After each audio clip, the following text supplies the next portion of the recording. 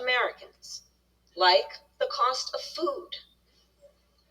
We all know that prices went up during the pandemic when the supply chains shut down and failed. But our supply chains have now improved, and prices are still too high. A loaf of bread costs 50% more today than it did before the pandemic. Ground beef is up almost 50%. Many of the big food companies are seeing their highest profits in 2 decades. And while many grocery chains pass along these savings, others still aren't. Look, I know most businesses are creating jobs, contributing to our economy, and playing by the rules. But some are not. And that's just not right. And we need to take action when that is the case. As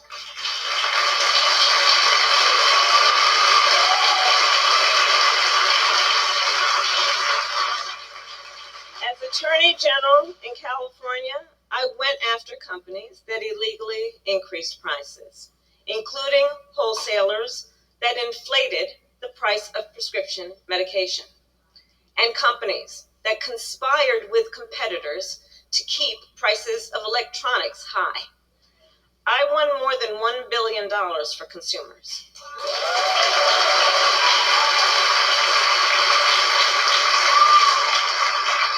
So believe me, as president, I will go after the bad actors.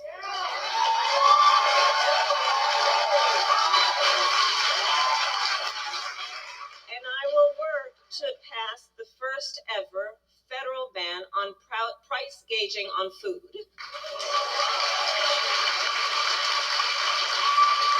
My plan will include new penalties for opportunistic companies that exploit crises and break the rules, and we will support smaller food businesses that are trying to play by the rules and get ahead.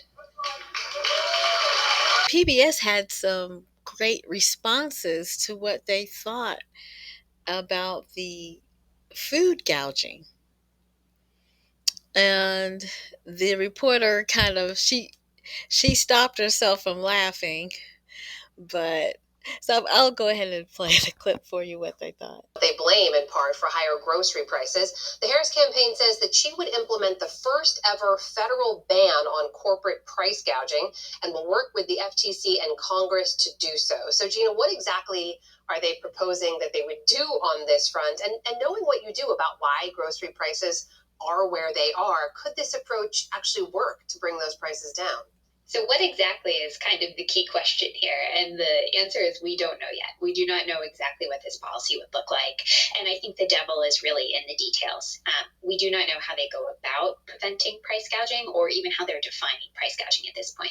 What we do know is that profits went up quite a lot in the grocery sector during the sort of aftermath of the 2020 pandemic. So in 2021, we saw profits shoot up at grocery stores, and they stayed up for a while. That was pretty consistent with what we saw across the economy. We really saw a lot of companies raking in a lot more profits because they were charging more. As costs had started to shoot up, they were charging more to try and cover those costs, and they actually even charged a bit more than was just necessary to cover costs during that period.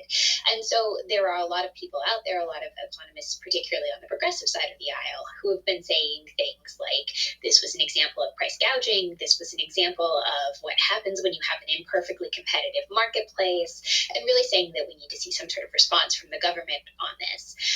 And that is what we're potentially seeing here. Now, you'll get economists on the other side saying that, this was an economy that basically worked the way you would expect. We had shortages for things. We had shortages for eggs. We had shortages for a lot of grain type things during this period. And as a result, companies were charging more because things were in short supply, and they could charge more. And that resulted in more production, and then prices came down. And so some economists are saying this is Econ 101. This is how things work. If you put some sort of price mechanism, or you do it in some way stop the economy working from working the way that it just would on its own, you might not have that supply come online.